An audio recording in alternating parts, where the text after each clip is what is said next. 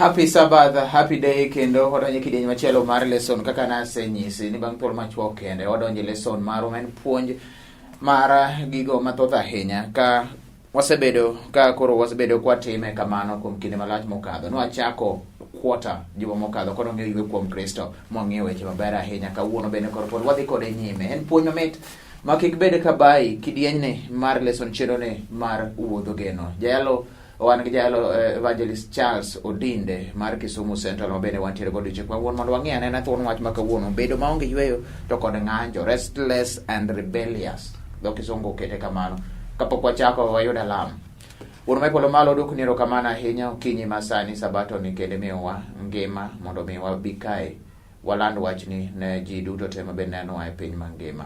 Romari malero telwa kendo wacho chopnege makare kila sanyi Yesu Kristo majawaro. Amen. Happy Sabbath jalo. Happy day. Happy day. Happy Sabbath and good news. Machiegni ahinya. Erokamano. Wan wasechako quarter mabro dhi nyaka tarik 24 mar 9. Amen. Kendo waduoko erokamano ahinya nikech jandiko kata jondiko ni jokelonwa Yweyo Kuom Kristo. Yweyo Kuom Kristo. Noyudo yweyo mamit ahinya jomokadho ayudo ne kar Yweyo Kuom Kristo gima duong' ahinya. Bang' kosea isingo.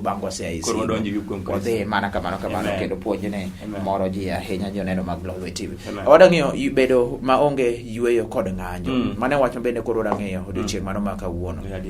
Bedo maonge yweyo to kod ng'anjo. Nikech juma mokadho kane wang'iyo Yweyo Kuom Kristo, nwachako ne dak e piny matimo ang'owa ma kata seche mane onge yweyo maonge kata kod yweyo. Ne gidonge Kisumu 24/7. 24/7. Tiyo pile ma juma mangima. Mano en kar adier nitie seche moko bende wa yweyo. Bedo maonge yweyo kod ng'anjo wach mang'iyo kawuono ka thuon wach wuok e buk mar Korintho mokwongo 10 basto wasna 11 mabende koro miwa kanyo mawacho ni gigo duto notimore negi kaka ranyisi kendo nondik gi ni mondo watang' wan mwadak e ndalo wa piny rumonie. Mano wacho bende koro miwa kanyo jo Korintho mokwongo 10:11 kendo koro jandiko ne miyowa story moro kanyo. Iwacho ni higni mathoth ahinya ji osebedo koro koro iwacho ni nitiere le moko mabende osebedo ga to koda nitie kaka ginyalo nyiso gik moko matimore. Ginyalo ng'weyo, ginyalo detect, ginyalo paro gik mabende kotimo kendo instinct. Kendo gik mathoth nyiso kanyo miyo ranyisi mar guok mar liech kaachiel kod le moro bende chalo ng'ere luong ni lemur. En wach mabende koro miwa story kanyo mana kaka bende nitiere kanyo. Ang'o mabende wadang'iyo bedo maonge kod yweyo kaluwore kod story mabende koro ndik kanyo. Erokamano jandiko wacho ni Washington DC August 23, 2011 ne nitie mutini mar piny kata tungni mar piny kata yiengni mar piny. To kane pok otimore le nochako biep mopogore opogore. Kare afwenyo mana gima wacho Kisungu ni kare le gi nitie gima giwinje dendgi. Guok nyalo ng'weyo sani nyaka mbom mogol. Kendo kineno thurwa kocha ka punda poni ondiek dwa mako kiwinjo ka punda ywak mayore oseng'eyo ni ondiek nitie mabor to biro. Yudo ka Nyasaye noketo gimoro kuomgi. Koro ma jandiko wacho ni bedo maonge yweyo kod ng'anjo. Wadwa golo gigi kuom le, wadwa kedo kuom dhano to moloyo e history mar Jo-Israel kaka notimore. Namba 2 machaka yudo kendo ni wadak e piny ma Paulo wacho isomo loko machon to loko manyien wacho ni to weche gi duto nosetimore negi kaka ranyisi mondo kendo nondikgi mondo omiwa tang' wan ma giko mar ndalo ochoponwa. Wadak e ndalo mar giko ma nyaka wabed joma riek ni jawinjo gi janeno gima jandiko temo puonjwa ni nyaka wabed gima riek nikech kinyo kwa ng'eyo. To ka waneno kodiochieng' dhi nyiso wan e ndalo ma Kristo timang'o kayo machiegni. To kapok kayo machiegni kik wabed mofuoma kata le bedo mariek malowa. No wando wakore kata liech nyalo winjo kata muti mar piny kata yieng mar piny kapok otimore kata thin machalani. Richter scale mondik kane 5.8 thin kabisa to liech no detect ni ka en DC kucho kata farese ywak mopogore opogore kata na gwen monge dala nitie moko ma kotimo gimoro nyiso ni gimoro nitie matimore. Ogwang'ni machiegni kata thuon mon nitie machiegni ywak gi mutnigi. Koro restlessness ni ema jandiko wuoyo kuome niya to wadwa yweyo to yweyo maber en Yweyo Kuom Kristo. Yweyo maber en kuom Kristo mana kaka bende wasechako kendo en puonj mamit ahinya story mabende omiwa ahinya ne kare le bende ginengo ahinya e piny kuma gidak. Moloyo kuom ng'ama somo. Nikech en kata le mago mabende koro nopidhi mago ma ok dago dala kata madak e bungu nitiere gima bende gin go manengo ahinya. Wang'e nena koro kwachako chak tich en bedo maonge yweyo e thim. bedo maonge yweyo e thim. En wach ma bende koro wadhi ng'e buk mano mar bende kwan achiel wesne achiel kanyo. Ang'o ma bende koro wayudo kae bedo maonge yweyo e thim. Ma ing'eni wuoyo kuom jo-Israel ma bende koro ne kane giwuok kendo ne gin e yo mano chomo gwengego mago mag Kanaan kane gidhi Kanaan. Ne nitiere gik ma bende ne gi hinyore ahinya kaka ne gisandore e gik ma bende ne gidwaro kendo odhi yudo kae kaka ne giywa gik mathoth mane gichamo chien kucho. Koro giwacho ni oyo dak wacham gigie. Ere kaka restless in a wilderness bedo maonge yweyo e thim. Gichomo piny mosingi Kanaan. Wuotho to giwuotho, Bible history wacho niya kendo geography mar Bible ni kuma ne giwuok ka gidhi kuma gidhiye nok bor ahinya. To Nyasaye ne timo gimoro nyaka gidondre e thim ka mondo ng'e tekogi namba achiel, kae to migi mijing'o ni kare gik moko maber biro na bang' chandruok. Ibiro yie koda ng'ato kosedhi skul mosomo okawo ndalo mang'eny eko manyo tich baadaye ok omany kapok odhi skul. Koro gik mokadhegi miye teko mar yudo gima kiny kendo koyude gi tekogi yudo komake chutho. Jo-Israel kanie bungu ngima otamore nikech bungu ka le ne onge michamo mane ginyalo nego to gifwenyo gimoro achiel ni ring'o gi mix diet mar ring'o.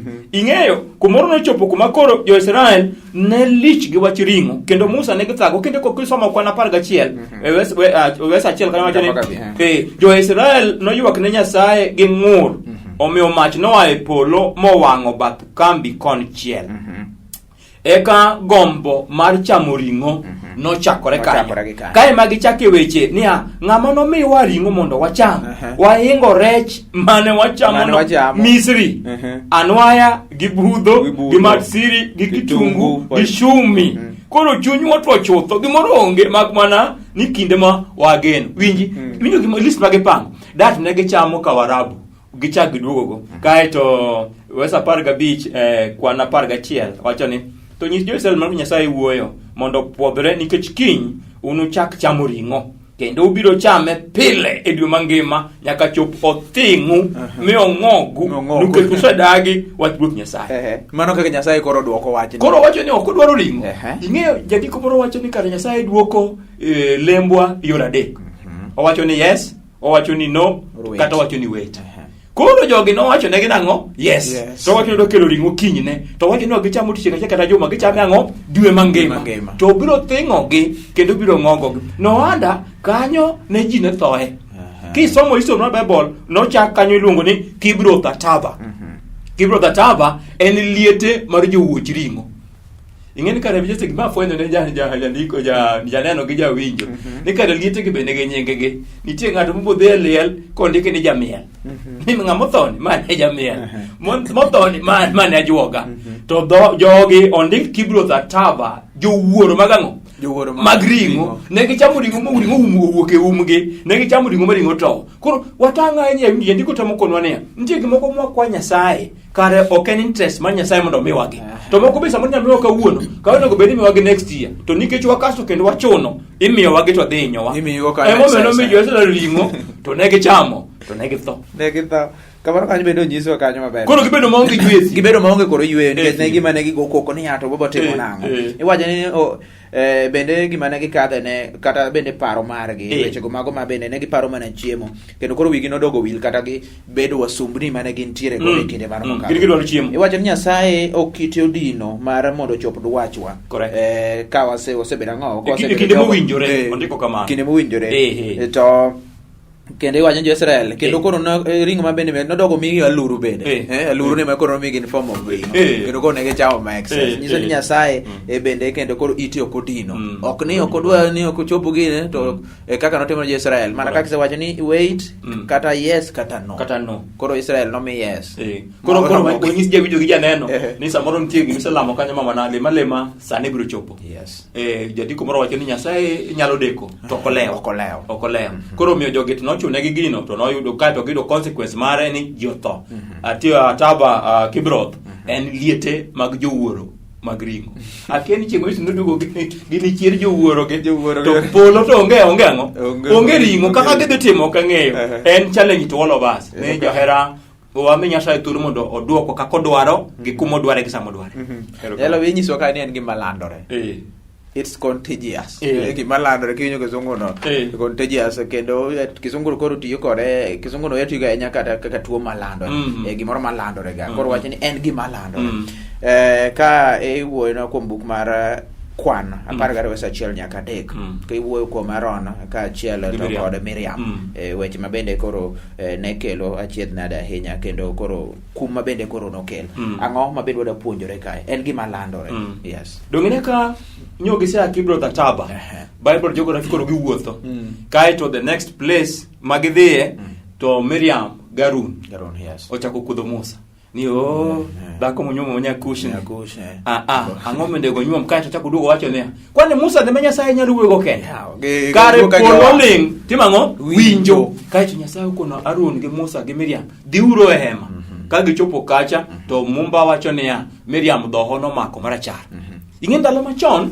Nyasaye jang'wono ndi nitie moko manotieko gi sano in fact de be ni ochalo kamano sani de koro kwadagi kare gin Paulo wacho Zaburi 134 kada be ni paro chimoti modi chieng kodi chieng to ng'a made chunge ngado chungonge tiende ni kopono okaw records mago pile ka pile de koro kwa ngima winji Miriam ochako kuodho Musa ka gin gi ng'a gin garu to moloyo gi kuodho kuom dhako motimo nade kare fwenyo kuodho ni ochako rechon jadiko ne penjo ang'o Miriam kende momidho tiende ni ene nochako kuodho mine maneno wagi gi jowinjo giber ahinya chuchu kendo ginyalo kethigo wadu ginyalo kethigo jodalau ginyalo kethigo siepeni tang'ani nya mama na ng'at mawuoyo gono kendo janeno ni Miriam olokore gi dhoho kendo dhoho ne tuo mane timo ne quarantine ing'e quarantine miwacho saneni en gima nitie nochakore chon ng'ama nomak dhoho mako ni timo ne quarantine odak kende kanyo koro go picha ma Miriam ng'ama ni gadolo malich ma Musa gini wacho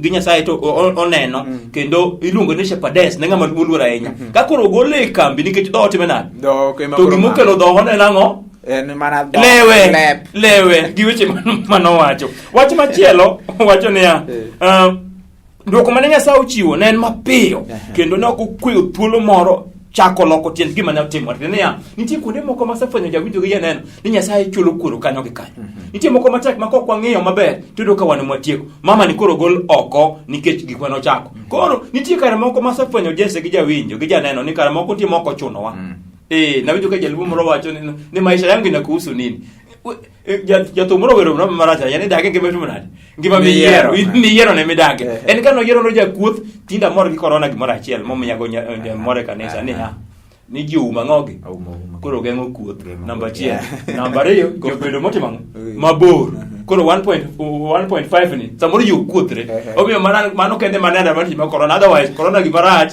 kendo agoro Nyasaye ng'wono mondo ru kamane watiyo ko wadhi yweyo kantie part moro wacho kanyo ni bedo ni Miriam ne ouluong yange mokwongo motelo ne Aaron ngano Numbers kwana chiwesne achiel nyiso ni en majal mabende nochako wach mondo attack Moses to koro ni keche Aaron bende ne en jalo mabende ne dhi donjo oriwe gine oriwe kanyo to en bende koro ne ok onyal dhi donjo e sinagogi mondo ne dhi yalo Nyasaye mare bende nokomie gima kama mane wacho bende koro wuok kanyo wacho ni it's contagious en gima landore ogamo yweyo koduogo to wadhi nyime ka mondo ng'e ni to bedo maonge kwe kelo ng'anjo ere kaka bedo maonge kwe kelo ng'anjo ng'eni odiochieng' ma kawuono kaka nasenyisou tarik 10 ni en bedo maonge yweyo to kod ng'anjo koro wadwa ng'eyo ni to bedo maonge kwe kelo ng'anjo e yo machalo nade bang' kwasegamo yweyo polo mabiro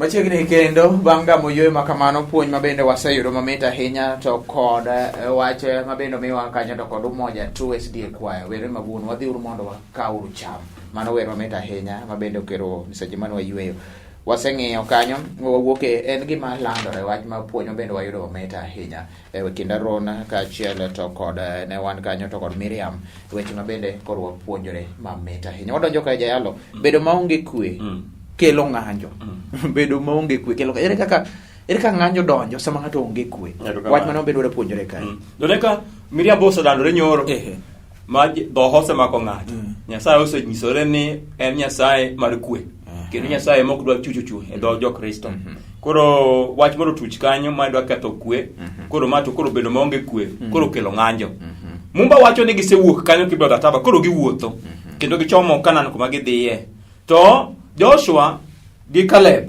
Joshua wuod Nun gi Kaleb wuod Jefune or mondo dhi loka kuch odho cheng piny cha.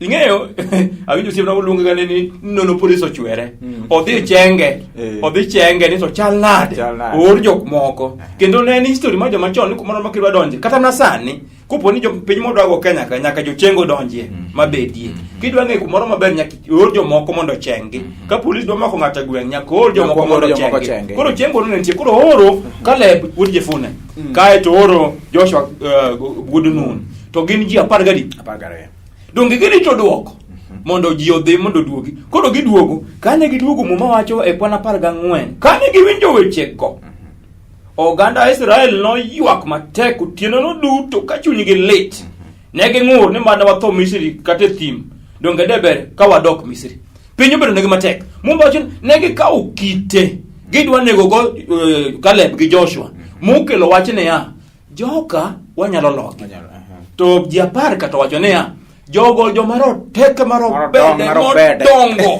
kage ng'iyo wato chalo manango wachalo de ka ng'ato kelo report bila logistic ng'ino tiki gi jawinji ko wacho ni ng'ama idwa dhi goyo e nyime chalo dede yawuoyi no ywak kare mago kidi machon ne en chakre chon ok en kondele ka kende no chake chon yawuoyi ka ukidi gidwa chielo jogi muma wacho ni Nyasaye nokelo hono moro ma kidi no nware lweti ji te piny eka ging'e ni kare Joshua kaachiel gi Kaleb ne gin joge koro jobetegi koseduogo mo wacho ni ji ni ling'ura ling'a wabiro nyalo nikech nong'eyo gimoro achiel mane Musa wacho kapok giwuok ok wabi dhi tok dhi kodwa emomiyo Musa nong'eyo ni ng'at matelo ne gi nyime gin Nyasaye kare puonja jawinjo gi janeno nitie ndalo moko mochopo mwarom gi robede gi nyalo bedo korona robede gi tuoche mwakadhe robede gi ngima motamore ni to kare ka Nyasachwa ni mbele to nyalore emimiyo kidi miting'o lweti no bola nikech ok bi lweny mwakedo ok en mar kidi ok en mar flesh and blood en mar roho to roho mwatiyogo en wa Nyasaye kende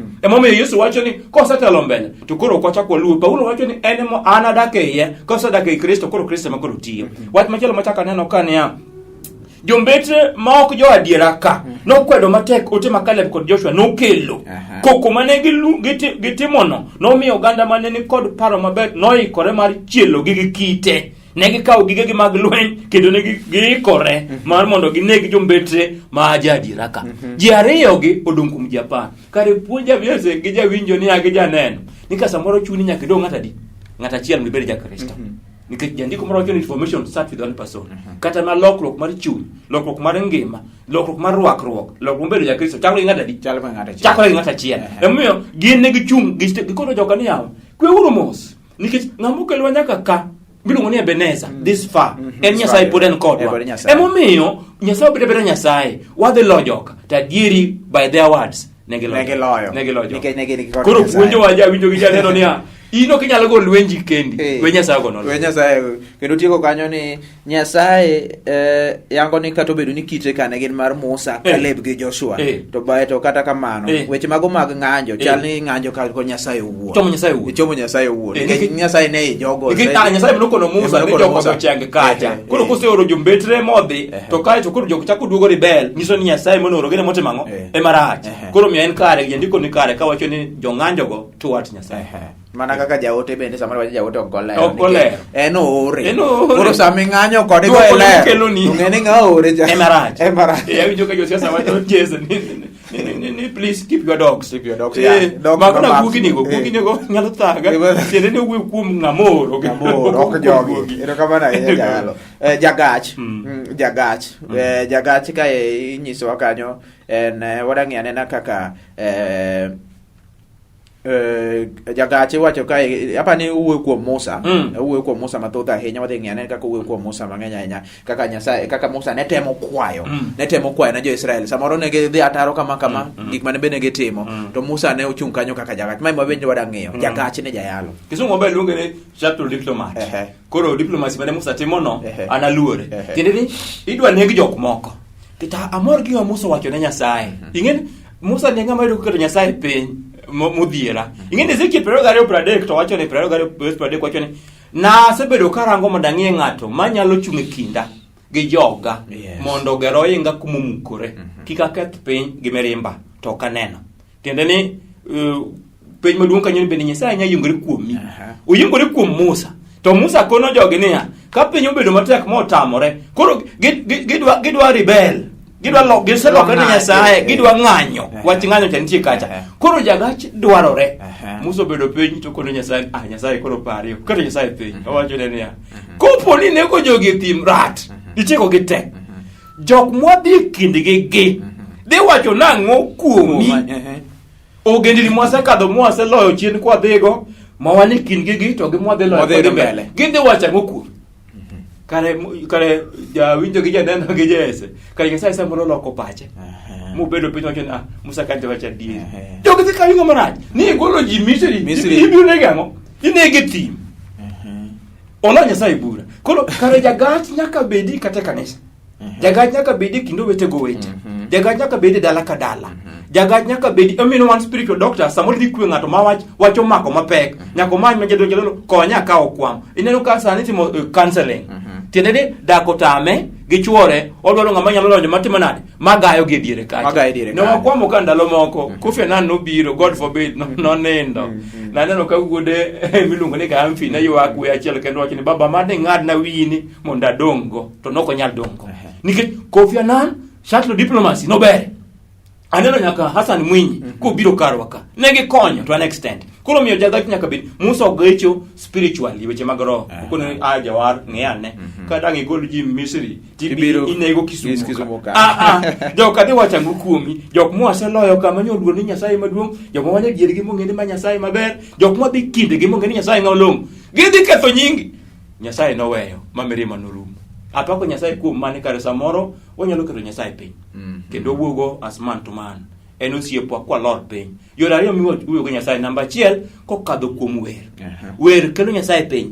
Kokadho kuom lemo ting'o malo kuom Nyasaye. Koro no weche ariyo gi very important e kitgi. Momiyo Jakobo wacho ni ka wamor to wawer wende mag Zaburi. To ka weche tek kodwa to walem ka dlo jomoko bendo lemno. Koro shuttle diplomacy ni en important kata spiritually. Jagach nyaka bede. Penj maduong' gi jawinjo gi janeno. Bende ni gayo kosiketho. Bende choko kosikeyo. Nyocha ni Uganda na neno gimondo ndike gate ma Uganda ne ya. Scatter none. Scatter. Nan. Kiki ke. Choki. Scatter none. Choki. Kiki ke ng'ata. Tieni gimondo gubeno watimo en ni mondo wa kikwariam ng'ato. Koro kata kanisa kumantie kundi mwantiere jahera gimondo gubeno watimo wabed diplomats, wabed jogach e weche mabeyo gi weche maricho mondo Nyasaye okonywa mondo ng'ama dhi matek waduoke piny. Kata nyithindo be nyaka waga, monde we nyaka waga, chwo nyaka waga kata jokristo. Jagach nigi nengo ahinya. Kenda mora ahinya kanyo kuma nowachi kaka Musa ne notemo gwiro wacho ni kaluwore tanyo kod ng'wono mari maduong' mang'eyo. Wene jogi forgive these people. Amen. Kendo mano wach mabende wach baso kane somo kwan 14 wasa 19 ne mita ahinya kuma Musa wacho ni omiyo kaka ng'wono ni thoth nene jogi wene gi richogi mana kaka isetimo chakre Misri nyaka koro ngin ma gisicho po 38 years igabere ga bolo ka gidhi midwa nege gien Nyasaye dang gi marach en wach bende puonj mamita ahinya mawuogo kanyo ni kare jagach bende koro nigi nyaka bedi mondo kik ji pogre, mondo kik gimoro timre ka in e jalo bende koro ntiere kanyo. Yie kod gima iparo ne nyalore. Ma ng'oma bende wada wuoye. Yie to kod gima iparo ne nyalore. Nitiere yie to gin gima iparo ne nyalo timo ang'o nyalore. Pogruok ni kanye ka jalo. Nitie ng'ato samoro wacho ni anani gini dhi timore kama. Samoro to kod yie. Un kaka joyalo. Ing'e nitie jia tieng' ariyo. Idagi kati yie. Nitie joma yiego, nitie joma dagi. Emomiyo Yesu to wacho ni agi johawi jogo moyie ka ok oneno. Dan Joana gini noneno omulo o participate. Koro wan johawi nikech ono yien Yesu nobiro to pok motho mochier kendo duogo to pok watime nade pok wanene to wayie nikech wan gi yie ni notimore. Koro ka nitie jariye kambini. Nitie jomoyie ni Nyasaye nyalo. Koro wesa par ma Korintho mokwongo apar to ahero weso chiko. Bende kik watem grup Nyasaye kaka jomoko mathuonde nonego. Kik walam nyiseche manono kaka ne gilamo ma ji notho. Nyasaye ne giteme bungu gi weche mang'eny. kendo kata mana sanamu noger e bungu kacha giwe lamo Nyasaye gilamo gik manono. Paulo wacho ni kik wateme. Namba 1 achaka yudo ke namba 2 ni kwan 14 ahero West 39. Kane Musa onyiso Jo-Israel gima Nyasaye owacho, ne gimuoch gi ywak. To kinyne ne giwuok kogwen ma gidhi ewi got malo, eka ne giwacho niya wasekoso. Ne giwacho. Koro afwenyo wach machielo ka ni kare ka wasekoso wabed joma dok piny. Kidwa gimotamo ja Kristo wacho en pole. Kidwa gimotamo chwo mang'eny wacho en pole. Kidwa gimotamo dhako mang'eny wacho en kwang'uono. Jawinjo Jo-Israel oneno ka piny otamo gi idho got kogwen giwacho nodhi kwang'uono kata gi kwang'uono. Koro yie kod gima iparo ni nyalore tiende niya ne onyisigi ni kokadho kuom yie Nyasaye biro ng'uono negi. Kokadho kuom yie biro nyalore. Emiyo ka gichopo kata wacho Musa giwacho ga adieri kendo wasetimo wasekoso.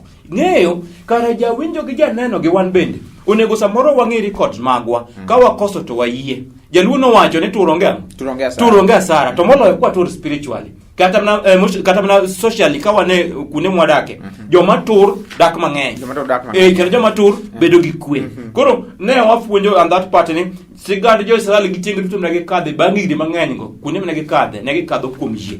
Emomiyo kata jomoko nyaka bedie ni mano koyie to kata kamano ng'eny gi ne yie to moloyo kane gineno kochopo tela 12 jowuoyo mondo kogweno dhi e got to giwacho wach achiel wasekethe nyimi kata Nyasaye nong'wono. Kaso Nyasaye nong'wono giwacho ni gi yie mondo gidhi gikethe. Mano mabende wayude thuon wach no mano mar yie kod gima iparo ni nyalore. Jalo ka watieko tie weche mabende koro kata kang'iyo puonj mabende koro wuok godo jomane kachako gi mano mabende nyiso wach mano Moses kumane e gayo gachicha nyiso ni kata obedo ni Jo-Israel ne gin jogo mong'anyo to Musa ne ok obologi kata ne ok oweyogi ne mojwang'ogi ne okwayo negi ma bende koro ne oneno ni Nyasaye koro ne ong'wono negi kendo mano mabende koro nomiyo otelo negi nyaka piny mano mabende nosingi the promised land. Ang'o mabende onyalo wacho puonja wach mogik ni kare jatelo nyaka bed patient na. Kidwaro gimotamo dhano en bedo mamuol nodok piny. Musa nodok piny kata Nyasache to pod osiko mana kacha. Jatelo nyaka bed ng'ama focus namba 2. Ing'e ni dwa dhi kanye kata gi commitment namba 3. To mano puonjwa kata kanisa ka. Nitie weche mwakadhe gi ndalo ne. Jesi ng'e nya wuotho Kisumo ka. Ayudo ka joma ng'eny kata chieng' Sabato koro gitiatia nikech kanisa otimamo. Kanisa olor odogo ala kawaida. Tiende ni consistency mare manchane go chote menade orumo. Jomoko kata nata isano gigol gi ywe nikech kanisa timamo kanisa olor gikawa advantage. Musa no siko kumtie Nyasaye sakasa. Kata gikwere kati yanye kati kuodhe to chung nyaka no chopo gi joka. Koro adwa kono jo Kristo kinda jaluno wacho kinda ng'wech kendo jakinda matimang'o emakeyo machiegni ni jawar biro to mana jogo mochung' motegno kachiel gi kinda wasikure yie gi lamo nikech nitie geno ni Nyasaye biro chopo duto mochano timo kuom dalani kuom ngimani gi kuoma to moloyo ndalo piny rachni kae monego kula pond kuom Nyasaye moloyo. Ero kabana nyati kra kod alam jayalo watie kwa chopo giko. Oneno lweti jadolo nikech ber wafwenyo ni wadak e dala piny rach to agoni ero kamane weche duto. Nyathi moro wuoyogo matuo mama moro kwamo ngima osebedo matek kendo ohala borumo yore konyruok bodinore to geno wachiel ni wadatimo kodi kinda ka walamo iti winjwa to ka nitie gima osekoso nyimi kaka joricho yie mondo ng'wonwa. Sabato ni ongere ni mantiere pod wamoko e udi to kata kamano ok waluor nikech machiegni ni ibiro golo wa oko. Ngima waduto bed kuomi odiochieng' gotieno to ibed Nyasaye ko bedo nyithindi weche te e nying Yesu wakwayo. Amen. Ero kamano nyotieko kidieny mar lesson kendo pod wadagi nyime gi chenro mar WUODH GENO ka bende koro wadonje kidieny mano mar wende mago maga pa opuonjore gik mamit ahinya wende opuonjore gik mathoth ahinya kotendore kod thuon wach mabende ne wantiere godo odiochieng' mano ma kawuono. Iwach ni bedo maonge yweyo to kod ng'anja ng'o mabende in bende iwuok godo kanye mokiwinjo kanye madigo medo nembni makadho piny kanyo namba jayalo Charles Odinde nitiere kanyo kachiel gi Dickson Duwuor mabende en achiel kuom jopuonj bende biro duoki mana bang' thuolo choka wasetieko kidieny mar lesson nikech bang'e to koro wadonje wer kanyo Echoes of Joy Nairobi wero kanyo je Yesu rejali bende Nyasaye ang'o wacho nang'o does Jesus care be Yesu ling sama ine chandruok kata ng'o gin ma wang'eyo kanyo ni ja Israel bende koro Yesu nokoling to noduokogi kokadho kuom Moses mabende en jagach margi kadhi kod wer machiel ben mar Good News Harmonies uso kwa uso mano Good News Harmonies mawuok Kisumu waduogo wadhi nyime chenro mar WUODH GENO pod dhi nyime wende mag pak biro e seche mabiro.